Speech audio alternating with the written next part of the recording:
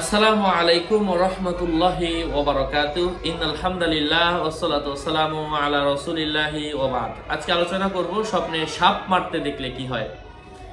আলোচনা বুঝতে সাথেই থাকবেন। যারা এখনো চ্যানেলটি সাবস্ক্রাইব করেননি, সাবস্ক্রাইব করতে ভুলবেন না। ভেরিফাই চ্যানেলের ডেসক্রিপশন বক্সে ক্লিক করলে আমার পেজ এবং আইডি আসবে। এটা ছাড়া আলাদা অন্য কোনো পেজ নেই, আইডি নেই, ইমো নেই, হোয়াটসঅ্যাপ নেই, টিকটক নেই। নাম ছবি দেখে বিভ্রান্ত হওয়া যাবে না। প্রত্যেক ভিডিওতে আলাদা আমি সাবধান করি, সতর্ক করি।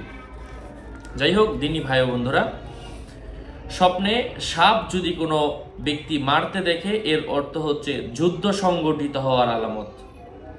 স্বপ্নদ্রষ্টা যুদ্ধে শত্রুদের বিরুদ্ধে বিজয়ী হবে। সাপটি হলো গোপনীয় দুশমন অথবা বাদশা। যদি দেখে সাপ তার লজ্জাস্থান দিয়ে বের হচ্ছে, এর অর্থ হচ্ছে আবার তার দিকে ফিরে যাচ্ছে, তাহলে সে তার লজ্জাস্থানের খেয়ানত করবে, অর্থাৎ সে অবৈধভাবে তা ব্যবহার করবে। বিছানায় মাদি সাপ মারতে দেখলে তার স্ত্রী মৃত্যুবরণ করবে।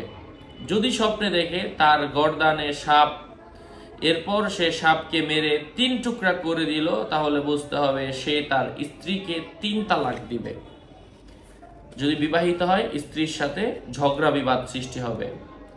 সাপের পা এবং তার দাঁত দেখা শত্রুর শক্তি এবং তার তীব্র চক্রের আলামত। সাপকে এক স্থান থেকে অন্য স্থানে স্থানান্তরিত করতে দেখা তার এক অবস্থা থেকে অন্য অবস্থায় পরিবর্তিত হওয়ার আলামত বুঝতে হবে। যদি কেউ স্বপ্নে দেখে সাপ দিয়ে তার বাড়ি ভর্তি এবং সে সাপ দেখেও কোনো ভয় পাচ্ছে না, তাহলে মুসলমানদের শত্রুকে তার ঘরে আশ্রয় দিবে, কুপ্রবৃত্তির অনুসারীদের সঙ্গে মিলিত হবে। আশা করছি বুঝতে পেরেছেন। আরো আপডেট পেতে সাথেই থাকবেন। আসসালামু আলাইকুম ওয়া রাহমাতুল্লাহি।